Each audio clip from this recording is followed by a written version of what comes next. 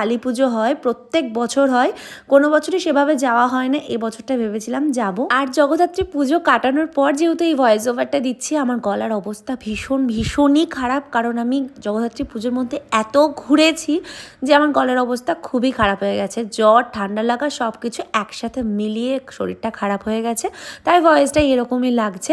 যাই হোক, বেরিয়ে পড়েছিলাম পলাশী যাওয়ার উদ্দেশ্যে, আমরা বেরিয়েও গেছি, মানে চলেও এসেছি। দেখো আমরা সবাই মিলে ভীষণ আনন্দ করতে করতে এসেছি।